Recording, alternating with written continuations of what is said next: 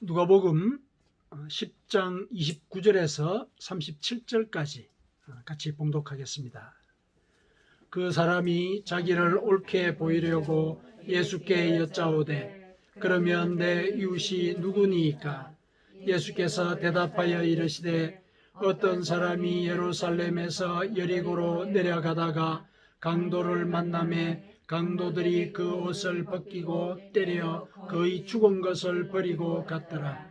마침 한 제사장이 그 길로 내려가다가 그를 보고 피하여 지나가고 또 이와 같이 한 레위인도 그곳에 이르러 그를 보고 피하여 지나가되 어떤 사마리아 사람은 여행하는 중에 거기 이르러 그를 보고 불쌍히 여겨 가까이 가서 기름과 포도주를 그 상처에 붓고 싸매고 자기 짐승에 태워 주막으로 데리고 가서 돌보아 주니라. 그 이튿날 그가 주막 주인에게 데나리온 둘을 내어 주며 이르되 이 사람을 돌보아 주라. 비용이 더 들면 내가 돌아올 때에 갚으리라 하였으니 내 생각에는 이 세 사람 중에 누가 강도 만난 자의 이웃이 되겠느냐. 이르되 자비를 베푼 자니이다. 예수께서 이르시되 가서 너도 이와 같이 하라 하시니라. 아멘. 이 본문의 말씀은 여러분들도 익히 잘 알고 계시는 선한 사마리아인 그것과 관련되어 있는 그런 예화이지요. 오늘은 특히 추수감사주일입니다. 교회 절기상 추수감사주일이라는 것은 이제 물론 우리가 늘 하나님께 감사하는 삶을 살고 또 기도도 드리고는 하지만은 특별하게 우리가 이렇게 절기를 지킴으로 해서 또한 감사의 마음을 새롭게 다지는 그런 기회로 우리가 여깁니다. 그래서 그런 계기들을 이제 우리의 삶 가운데서 의지를 갖고 설정을 하고 지켜나갈 때 우리가 늘 감사하는 그런 삶을 살아갈 수 있게 되는 것입니다. 그래서 오늘 본문의 말씀을 통해서 우리의 삶 가운데 이 감사의 의미 그리고 어떻게 감사할 것인가 이것을 같이 한번 묵상해 보도록 하겠습니다. 선한 사마리아인의 이 예화를 우리가 감사와 연결을 시키고자 할 때 다소 조금 뭔가 좀 비약이 좀 있을 것 같다 이런 생각을 할 수가 있지 않겠습니까? 이 표면적으로 드러나는 이제 이야기의 전개는 감사와는 조금 또 사뭇 다른 이제 내용이 전개가 되고 있으니까 우리가 그렇게 이제 생각하기가 쉽습니다. 오늘은 강도당한 그 사람의 입장에서 이 본문을 한번 우리가 생각을 해봤으면 좋겠습니다. 그러면 이제 감사하고 조금 연관을 시킬 수가 있겠죠. 자, 우선 이제 본문의 내용을 한번 그 맥락을 먼저 한번 살펴보도록 하겠습니다. 여러분들이 이제 다 아시다시피 어떤 율법 교사가 있었습니다. 율법 선생이죠. 율법을 아주 해박하게 잘하는 사람이에요. 이 사람은 유대인들에게 율법에 대해서 가르치기도 하고 또 질문을 하면은 그 질문에 대해서 그 율법에 나와 있는 조항의 이 궁금한 점들을 설명해주고 이런 일을 하는 사람이죠. 그 율법의 정신이나 또 그 조항들 이런 것들을 구체적으로 잘 알고 있는 사람이에요. 이 사람이 하루는 예수님을 찾아왔습니다.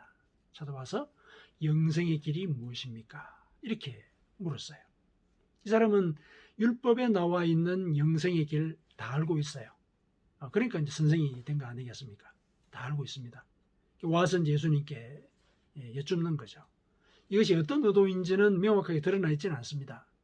예수님을 떠보려고 한 것인지, 이렇게 예수님이 무학한 이제 사람이니까 이 사람이 정말 뭘 알고 그러는가 그렇게 생각을 해서 이제 예수님께 떠보려고 이제 율법의 정신이 뭔가 자기는 모르는 척하고 가서 이제 물어봤을 수가 있는 것이죠. 그런데 오늘 여기 본문을 보니까 이제 우선 이제 영생의 길에 대해서 물었을 때 이제 예수님께서 영생의 길에 대해서 설명을 해주셨죠. 그 율법의 정신을 분명하게 일러주셨죠. 전심을 다해서 하나님을 섬기라. 그리고 이웃을 내 몸과 같이 사랑해라. 그게 율법의 정신이다. 그리고 그것이 영생의 길이다. 이렇게 이제 얘기를 해주죠. 그러니까 이제 율법 교사가 뭔가 조금 자신을 드러내려고 하는 이제 그런 의도가 조금 첫 단계에서 무산이 되었죠. 그러니까 이제 이어서 율법 교사가 묻습니다. 그러면은 소위 그 이웃이라는 것이 누구입니까? 이렇게 묻는 거예요. 그런데 그렇게 질문을 한 의도가 여기 표시가 되어 있죠. 자기를 옳게 보이려고. 그러니까 자기는 이웃을 돕는 일, 이거 잘하고 있다는 걸 지금 전제를 하고 예수님께 인정을 받고자 이런 질문을 했다는 거예요. 누가 이웃입니까? 이렇게 물었던 거죠. 그러자 이제 예수님께서 이 선한 사마리아인과 관련된 이야기를 들려주셨죠. 다 아시다시피 이제 어떤 사람이, 이때 어떤 사람이라는 것은 이제 앞에 있는 사람들이 다 유대인들이니까 유대인들 중에 한 사람, 그러니까 이 어떤 사람은 아마 유대인을 가리킬 가능성이 큽니다. 그 사람이 예루살렘에서 여리고로 내려가다가 강도를 만난 거예요. 그래서 강도를 만나서 다 틀리고 얻어맞아가지고 거의 초죽음이 된 거죠. 그래가지고 이 바닥에 이렇게 엎어져 있는데 제사장이 지나가는 거예요. 그 당시에 사람들은 옷을 보면은 뭘 하는 사람인지 알 정도였거든요. 옷으로 이렇게 다 그 자기 신분들이 다 드러났었어요. 저 사람이 제사장이구나. 이 사람은 고개는 못 들어도 눈은 끔찍하면서 봤을 거 아니에요. 저 사람이 좀 도와줄 수 있겠다 이렇게 싶었겠죠. 그런데 지나가 버리는 거예요. 레위인이 옆으로 또 지나갔는데 지나가 버렸어요. 그런데 어떤 행색이 초라한 사람인데 사마리아 사람이에요. 이 사마리아 사람, 이 유대 사람들과 또 복장이나 행색이 달랐거든요. 그런데 의도치 않게 그 사람이 와서 이 사람을 도와준 거예요. 도와주는데 그냥 어느 정도로 도와줬느냐 하면은 자기가 가지고 있던 포도주와 기름으로 상처를 다 이렇게 치료를 해주고, 그리고 이제 예를 들면 자기가 타고 왔던 그 말이나 그 낙타가 있으면 이제 거기다 실어가지고 여관으로 데리고 간 거죠. 그리고 여관에서 이제 싸매어서 이렇게 치료를 하다가 자기는 또 볼 일이 있으니까 이제 떠난단 말이죠. 떠나는 때 그 여관 주인에게 데나리온 2잎을 건넵니다. 건네고 좀 돌봐주시오. 그리고 비용이 더 들면은 내가 다시 와서 비용을 지불하겠소. 이렇게 얘기를 했단 말이죠. 그러니까 이런 상황을 이제 예수님께서 그 율법 교사에게 들려주었습니다. 그러면서 물으시죠. 누가 이웃이냐? 이 세 사람 중에 누가 이웃이냐? 이렇게 물으니까 자비를 베푼 사람입니다. 이렇게 얘기를 하죠. 자비를 베푼 사람입니다. 이렇게 얘기를 한 걸 보면은 이 유대인들이 사마리아인들의 이런 선행에 대해서 뭔가 여전히 흔쾌하게 인정하고 싶어 하지 않는 이런 이제 의도가 그 속에 들어있는 걸 알 수가 있죠. 실제로 그 당시에 그랬습니다. 사마리아 사람들, 이 사람들은 유대인들에 의해서 멸시를 받는 그런 사람들이었어요. 여러분 이제 제가 말씀을 조금 언급하기는 했지만은 고대 때 그러니까 이스라엘이 아시리아 제국의 정복을 당했거든요. 정복을 당했을 때 아시리아 제국에서 이 사마리아 지역으로 그 주변 지역의 사람들을 이주를 시켜버렸어요. 그러니까 사람의 종족이나 혈통을 갖다가 섞어버린 것이죠. 그렇게 해가지고 혼혈족이 돼버린 거예요. 그 사마리아 지역에 있는 사람들이. 그래서 유대인들이 이들은 이스라엘 백성이 아니다. 피가 섞인 자들이다. 그래가지고 경원시했어요. 이게 뭐 이렇게 종이한다는 차원이 아니라 멀리 했어요. 그리고 상종하지 않으려고 했죠. 이제 그런 관계였습니다. 그런데 예수님께서 사마리아인의 이 선행을 얘기를 했단 말이죠. 근데 선행한 거는 분명하잖아요. 그렇죠. 그러면 이 세 사람 중에 그러니까 사마리아 사람입니다. 이렇게 얘기할 뻔한데 그냥 자비를 베푼 사람입니다. 이렇게 얘기를 하고 말았어요. 그러니까 이 율법 교사는 사실은 이웃에 대한 이 개념이 명확하지 않은 거예요. 예수님께서 생각하시는 그 이웃의 개념, 그게 명확하지 않은 것이죠. 그래 어쨌든 이제 이런 상황이 이제 벌어졌습니다.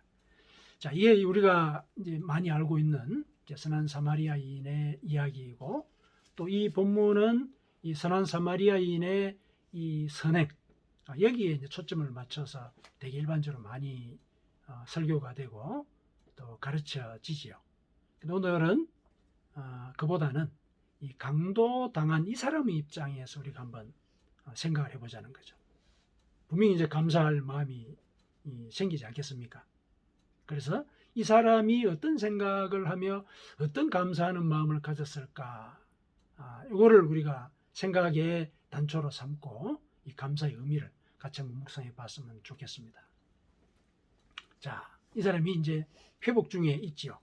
회복 중에 쭉 이제 있을 겁니다. 그 회복 중에 있을 때 자기가 어떻게 강도당했고, 또 이제 세 사람을 만난 거 아니에요, 그죠? 강도를 당한 이후에.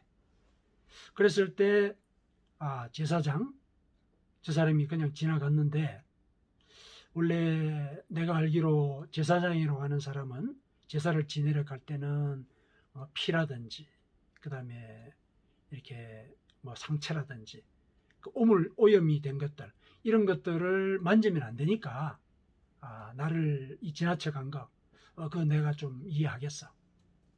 이런 생각을 했을까요? 그 다음에 또 레위인들도 실은 성전의 일을 하는 사람이잖아요. 레위인들은 성전의 일을 하기 때문에 세속적인 일에 대해서 관여하지 않아도 돼요.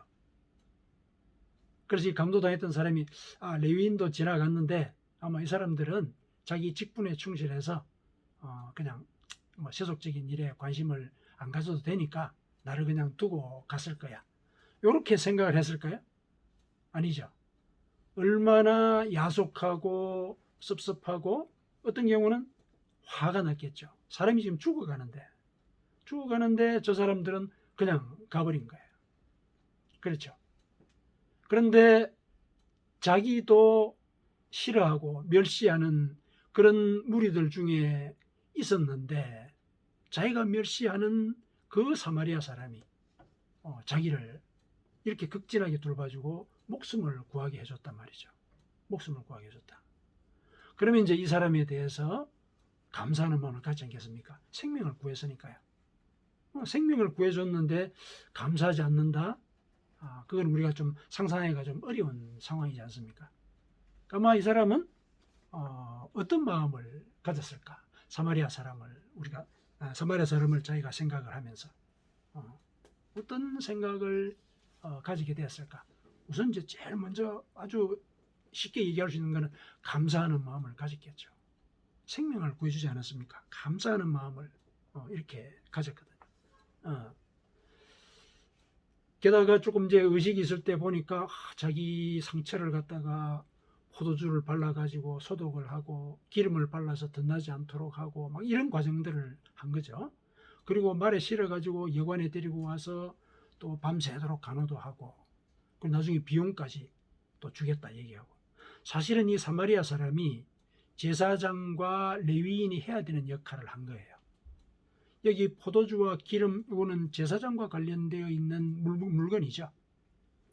그렇죠? 제사를 지낼 때 이 포도주, 이제 피를 상징하는 거잖아요. 기름, 이 제사를 지낼 때 태워야 되는 그런 내용들이거든요. 그리고 레위인은 성도들을 돌보게 되어 있습니다. 그게 그 사람들이 하는 일이에요. 가난한 사람들을 돕고, 또 성전에서 일어나는 일들, 이런 것들을 처리하고, 이게 레위인들이 하는 일이거든요. 그러니까 제사장과 레위인이 실제로 자기의 직무를 방기하고 피했을 때 그 일을 사마리아 사람이 한 거란 말이죠. 그거를 이 강도당한 사람은 눈으로 본 거죠. 저 사마리아 사람이 사실은 진짜 제사장이고 진짜 레위인이네. 정말 감사한 사람이다. 이런 생각을 하지 않을 수가 없겠죠. 그런데 이제 이 제사장과 또 이 레위인은 실은 도망을 가버린 거죠. 직무를 유기를 하고. 그래서 이제 그런 상황에 대해서 이제 화도 났겠지만 어쨌든 사마리아 사람이 그 일을 이제 대신을 한 것이죠. 그래서 이 사람은 이제 감사하는 그런 마음을 그 사람에게 제일 먼저 갖게 되었을 것입니다. 사실은 감사한다는 것은 그 사람이 교만하지 않다는 것의 증거이기도 합니다. 성경은 그렇게 얘기합니다. 교만한 사람은 감사할 줄 모른다. 그렇게 얘기해요. 사례가 하나 있었죠. 역대하 32장 24절에서 25절에 보면 히스기야와 관련된 내용이 나옵니다. 히스기야가 어떤 사람이냐면은 유대의 마지막 시기의 왕이죠. 왕인데 이 사람이 죽게 되었잖아요. 근데 이 사람이 하나님께 간청을 합니다. 하나님, 저를 살려주십시오. 왜냐하면 그때 나라가 아시리아에 의해서 멸망당할 그런 시기에 있었거든요. 자기가 죽는 거 뭐 그 정도는 자기가 뭐 감수할 수는 있지만은 자기가 죽게 되면은 나라가 다 망할 것 같단 말이죠. 그래서 하나님께 부르짖습니다. 그때 하나님께서 그 기도를 들으시고 15년을 더 살게 해줬어요. 15년을 더 살게 해줬거든요. 그런데 역대하에서는 그 이후에 히스기야가 어떤 행위를 보였는가 그것을 이렇게 얘기를 하고 있습니다. 여호와께서 그에게 대답하시고 또 이적을 보이셨으나 살려줬다는 얘기예요. 히스기야가 마음이 교만하여 그 받은 은혜를 보답하지 아니하므로 진노가 그와 유다와 예루살렘에 내리게 되었더라. 이렇게 얘기를 합니다. 히스기야가 교만해졌다는 얘기예요. 그래서 감사하지 않았다. 그래서 하나님의 진노가 그에게 임했다. 이렇게 얘기를 하고 있습니다. 그러니 이 강도당한 이 사람은 교만한 사람은 아닌 것이죠. 그래서 자기가 멸시하는 사람임에도 불구하고 그 사람의 행위에 대해서 감사를 표시할 수 있었다. 자, 그 다음에 두 번째로 어떻게 감사를 표시했을까? 아마 회복하고 난 뒤에는 그 사마리아 사람과 인격적으로 교류를 했을 가능성이 있습니다. 그렇죠. 자기 생명을 구해준 사람이잖아요. 그리고 종족적으로 멸시를 당했음에도 불구하고 그 한계를 넘어서 생명이 위태한 사람, 그 사람을 구해줬거든요. 그러니까 생명의 가치를 아는 이제 그런 사람이라는 것을 이 사람도 인정을 하는 거죠. 깨닫게 되고. 그리고 또 한편으로 보면은 사마리아 사람의 입장에서 볼 때는 강도당한 사람이 자기의 처지와도 같다라고 느낄 수가 있어요. 이게 무슨 소리냐면은 사마리아 사람이 자기가 태어날 때 원해서 사마리아 태어난 건 아니거든요. 자기가 원해서 멸시를 받겠다고 그 자리에 태어난 게 아니잖아요. 태어나 보니 사마리아이고 살다 보니까 유대인들이 자기들을 멸시하는 그런 상황이잖아요. 그러니까 어떻게 생각하면은 이 사마리아 사람은 어떤 종족적인 편견의 강도를 당한 사람이에요. 그렇죠. 느닷없이 당한 거 아니에요. 느닷없이. 그렇다면은 실제로 강도당해서 저렇게 죽어가고 있는 그 사람의 모습에서 사마리아 사람은 자신의 모습을 봤을 수도 있는 거죠. 또 그렇게 살아왔고 사실은 이 유대인들 근처도 못 갔거든요. 질시를 하고 그런 상황을 자기가 살았기 때문에 아마 뭐 이 본문에서는 구체적으로 그런 공감의 마음을 가졌다라고는 드러나지는 않지만은 그런 마음을 갖지 않았을까. 그러니까 자기의 처지가 공고한 어른 상황 속에 있었던 것을 경험했기 때문에 다른 사람의 공고한 처지를 이 사람은 이해를 할 수 있었던 것이죠. 그래서 이제 그 사람을 구해줬고 그렇다면은 이 강도당했던 이 사람도 이제 감사하는 마음을 가질 때 사마리아인들의 그 상황 그거를 이해하고 그 사람을 위로하고 또 격려하는 그런 마음을 가질 수가 있겠지요. 그렇게 되면 사람이 이렇게 인격적인 교류가 되지 않습니까? 서로의 아픔을 갖다가 이해를 하고 또 격려하는 그런 관계가 되니까 이제 인격적인 교류가 이제 실행이 되죠. 그 인격적인 교류를 하는 것 이거 감사의 표현이죠. 자기가 무시하던 사람과 마음을 터놓고 서로 얘기를 하는 그런 상황이 된 거니까. 그렇죠? 그렇게 해서 이제 감사를 표시할 수 있었을 것이다. 그 다음에 또 어떻게 감사를 표시할 수 있느냐. 아마 이 강도당했던 이 사람은 회복하고 난 뒤에는 공경에 처한 사람을 그냥 버려두지는 않았을 거예요. 자기가 죽음에서 목숨을 건졌기 때문에 그런 처지에 있는 사람 그냥 무시하고 지나치는 그런 일은 하지는 않을 겁니다. 다른 사람을 도움으로써 감사를 표시하는 그런 삶을 살았을 것입니다. 그래서 이 사람은 아마 이런 한 세 가지의 형태로 이 감사를 표시하지 않았을까, 우리가 이렇게 짐작을 해봅니다. 그런데 이 사람의 이와 같은 감사의 표시, 이것을 우리가 가만히 생각을 해볼 때 어떤 면에서 보면은 우리도 강도당한 사람일 수 있겠다, 이런 생각을 해볼 필요가 있습니다. 우리도 강도당한 사람이다. 왜 그렇게 얘기를 하냐. 우리는 처음에 만들어졌을 때 에덴 동산에서 죄가 없는 상태로 만들어졌잖아요.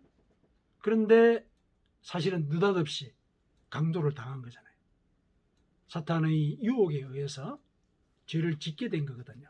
어떤 면에서 보면 그거는 강도를 당한 거예요. 우리가 영적으로.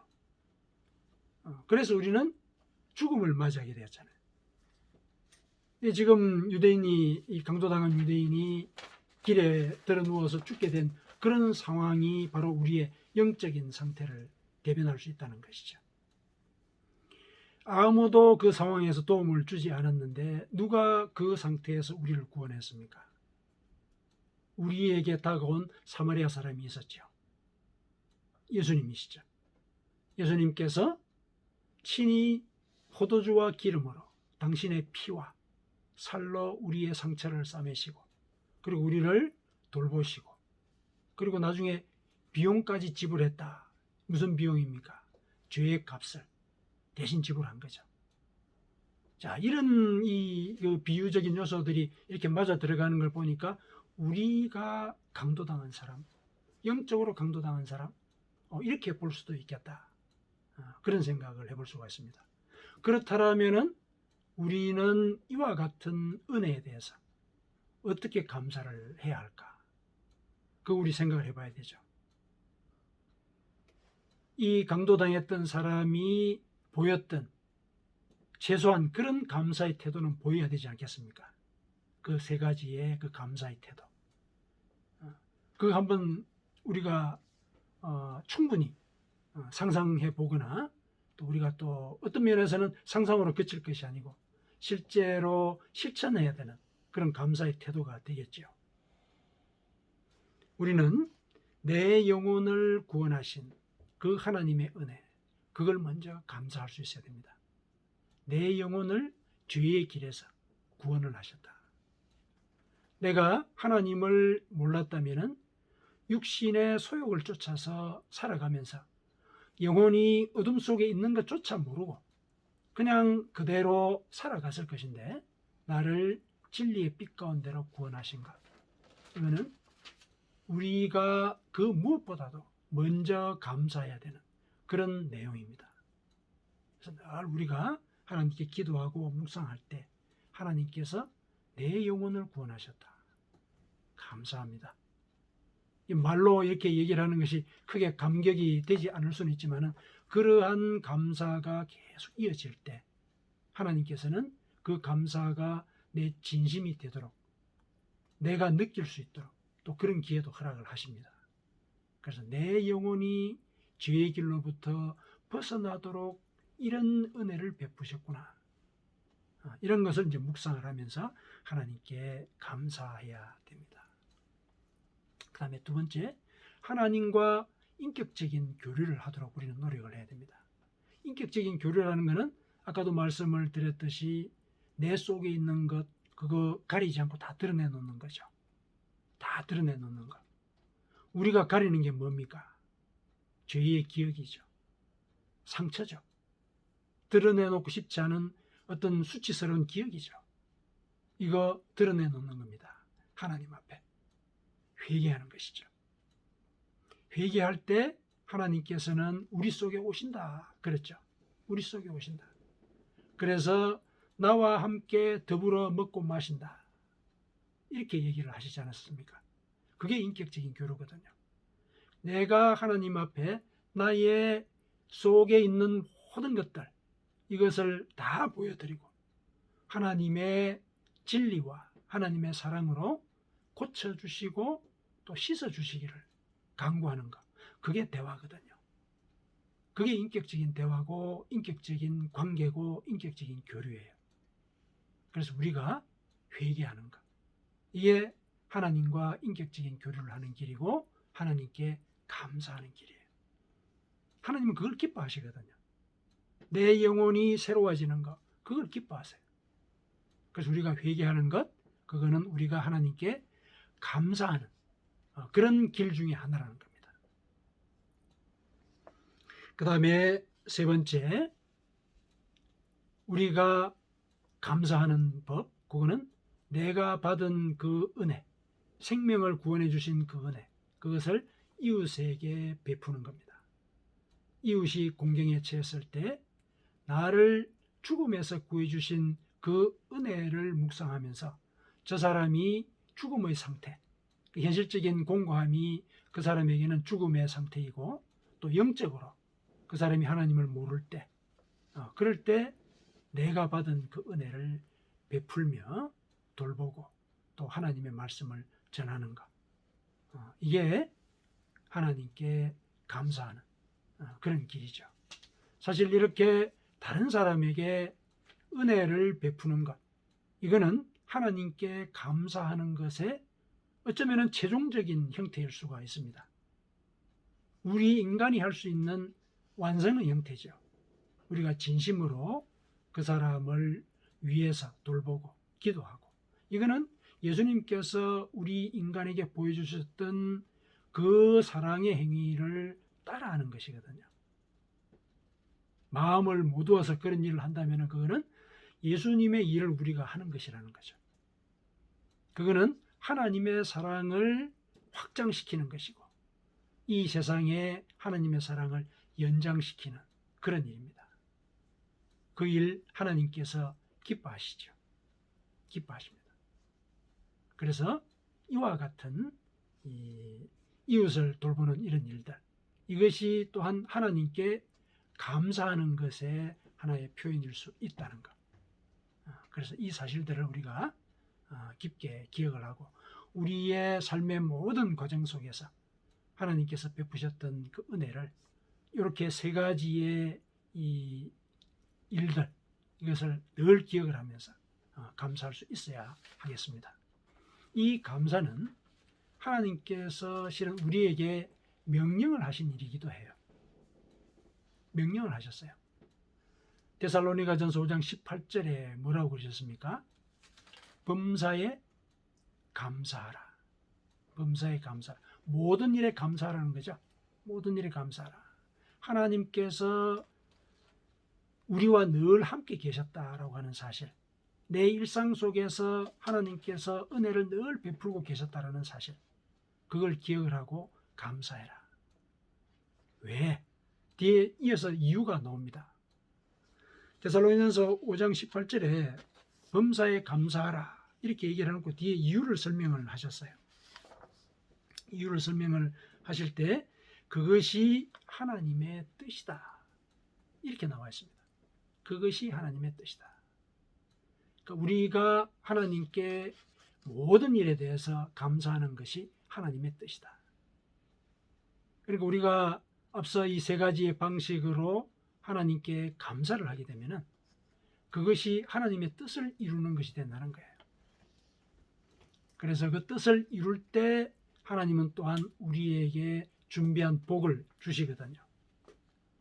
그렇죠. 그렇기 때문에 하나님의 뜻이라고 하는 것은 결국 우리가 구원받은 자로서 살아갈 때 구원받은 자로서 누리는 복을 풍성히 받도록 하나님께서 이끌고자 하시는 것, 그게 감사를 통해서 이루어진다는 거죠.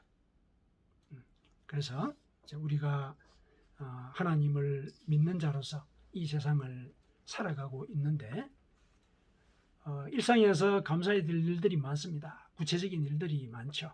우리가 실제로 문제를 해결하거나 또 늘 기도하던 일들이 결실을 맺거나 그러면 이제 감사를 하죠. 구체적인 일들 늘 감사해야 됩니다. 그러나 이제 전체적인 우리 신앙생활의 틀에서 볼 때 제일 우선해서 감사해야 될 것, 내 영혼을 구원해 주셨다. 죄의 어둠에서 나를 구원의 빛으로 인도를 하셨다. 그래서 내 영혼이 죽어가지 않도록 생명의 기회를 베푸셨다. 이걸 늘 묵상할 수 있어야 됩니다. 그리고 그 사실을 감사해야 됩니다. 그리고 늘 회개해야 됩니다. 내 속에 죄가 있을 때 하나님과 교류할 수가 없습니다.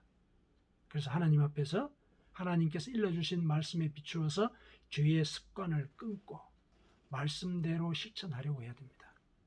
말씀대로. 산상수훈에 나온 말씀들 묵상하면서 나의 습관에 하나씩 적용해가지고 그 습관들을 고쳐내도록 노력을 해야 되는 것이죠. 늘 회개하는 것. 이게 또 하나님께 올리는 감사의 길입니다. 그리고 이웃에게 그들의 공고한 처지를 도와주는 그런 은혜를 베풀 수 있어야 합니다. 야고보서에서는 그렇게 이웃을 돕는 것을 최고의 법이다 이렇게 얘기를 해요. 야고보서 2장 8절에 내 이웃 사랑하기를 내 몸과 같이 하라 하신 최고의 법을 지키면 잘하는 것이다. 그게 최고의 법이라고 그렇게 얘기를 했습니다. 그래서 이웃을 돕는 것을 하나님께 대한 감사의 완성태다 이렇게 얘기를 한 거예요. 자, 우리가 이렇게 하나님께 감사를 드리면은 하나님은 이런 약속을 하십니다. 시편 136편 1절에 이렇게 얘기를 하셨어요. 여호와께 감사하라. 그는 선하시며 그 인자하심이 영원하미로다. 하나님께 감사하면 하나님이 그 선하시고 인자하신 은혜를 우리에게 영원히 베푸신다는 거죠. 여기서 인자하심은 우리가 그냥 알듯이 그냥 온화하고 분노하지 않고 화내지 않고 이런 개념이 아니에요. 인자하심이 히브리어로 나와 있는 그 원어의 의미를 따져보면은 실패하지 않는 사랑 이런 뜻이에요. 하나님은 우리에게 실패하지 않는 사랑을 베풀어 주신다는 거예요. 실패하지 않는 사랑. 그게 감사를 통해서 우리에게 주어진다는 겁니다.